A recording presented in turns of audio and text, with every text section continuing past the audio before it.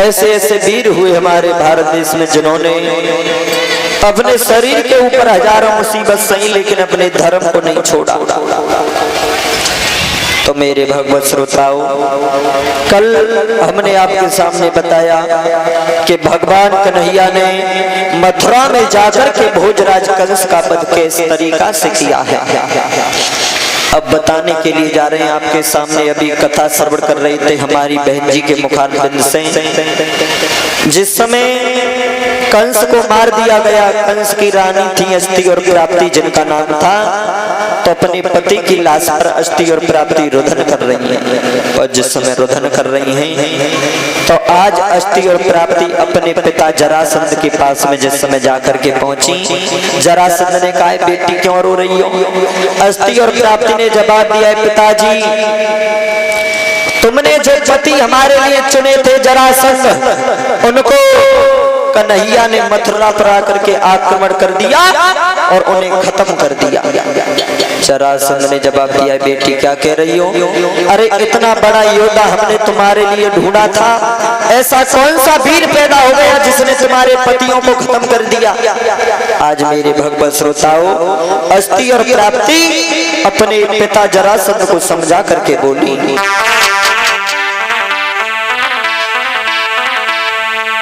अरे सबूरी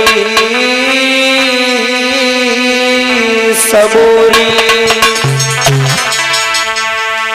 अरे मेरे नाई दिल बंधे सबूरी,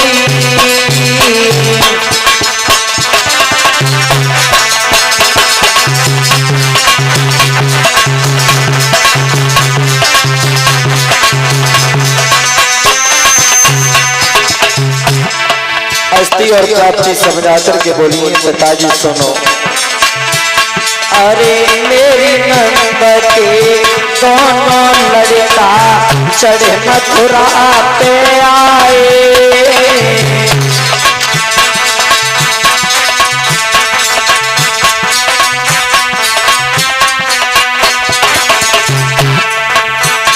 अरे मेरी नंद के दोनों बेटा चढ़े मथुरा पे आए,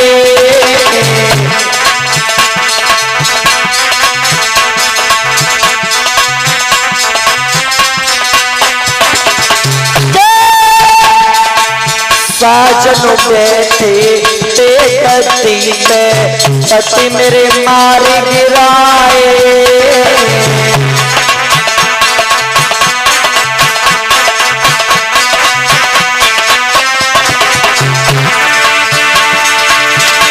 अरे सब श्रृंगार यो जड़ी गोतन कोरे मेरे हाथ मोरे कहीं चूड़ी, अरे मेरे नाई दिल बंधे सबूरी,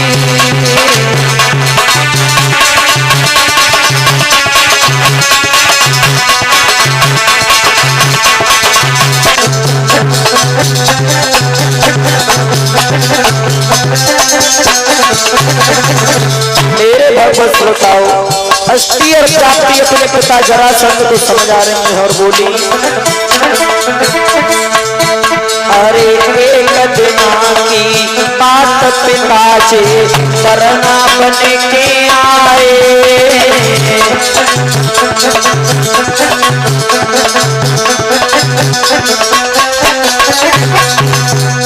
अरे एक दिना की बात पिताजी वरना बन के आए,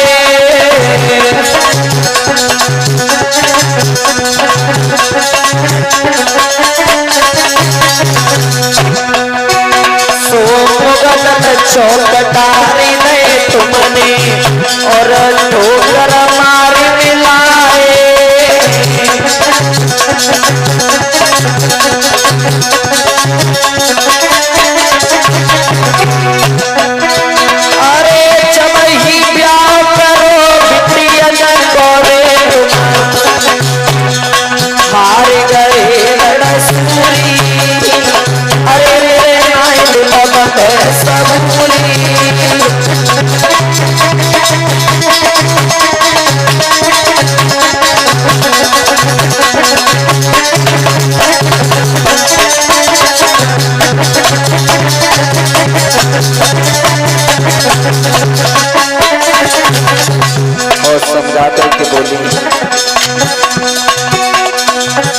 अरे हाथ जोड़ी बिनती तुमते तुम अपनों पटिक सजाओ।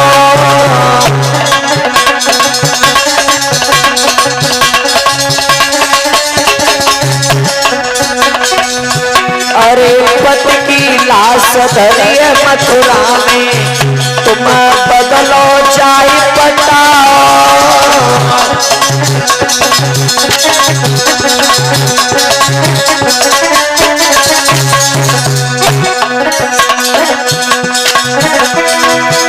अरे तवई चैन पर वो चोला मेरे जब मेरी आस होए जय पूरी। अरे मेरे आइल का बता सबूरी।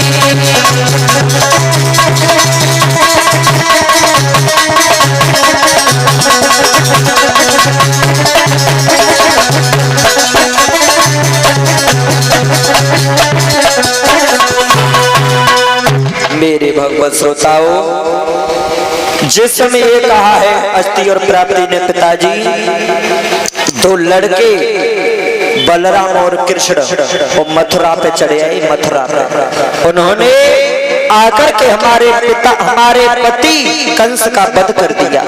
जरासंध ने जवाब दिया, बेटी तुम चिंता मत करो,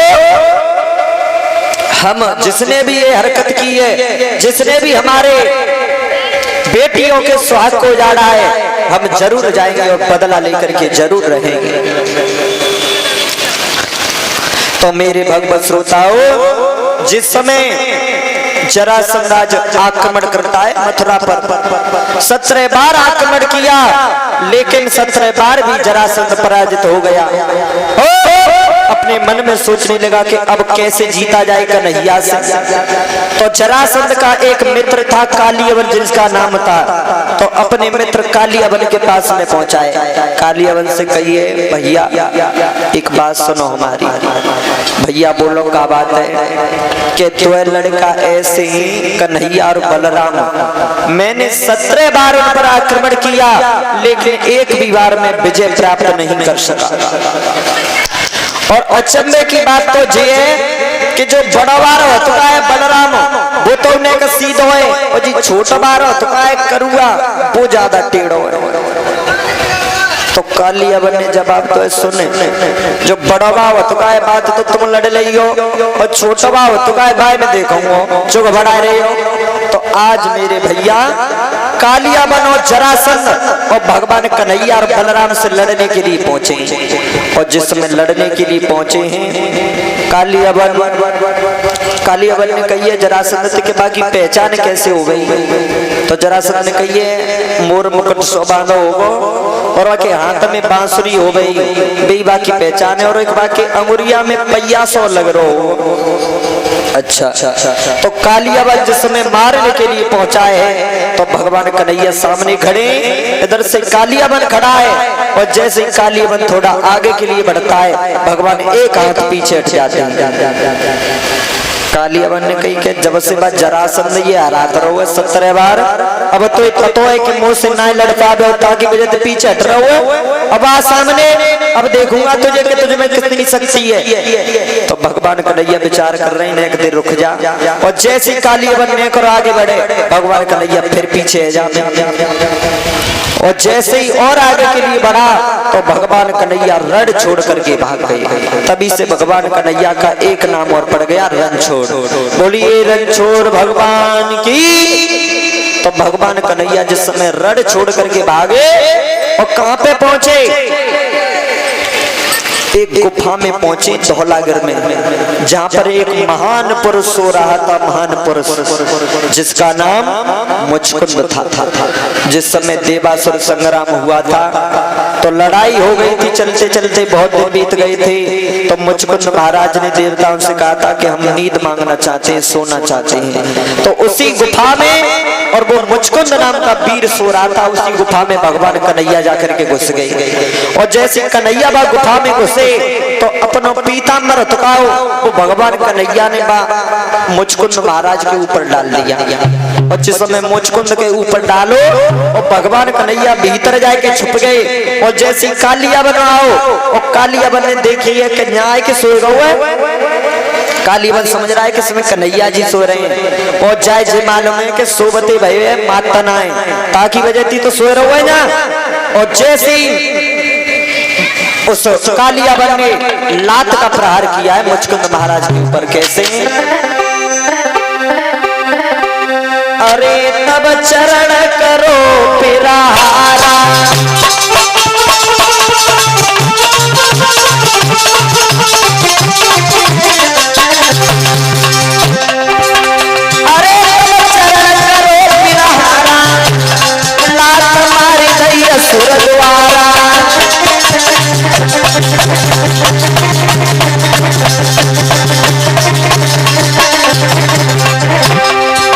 जैसे ही कालियाबन ने लात का प्रहार किया मुचकुंद महाराज के ऊपर और मुचकुंद को ये वरदान था,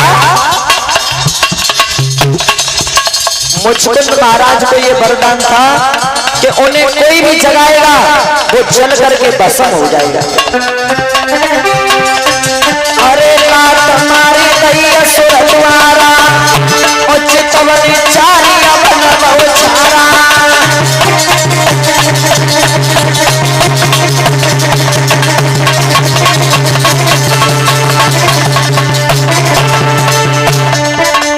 प्यास निकल चला दिए की सोच बता दिए।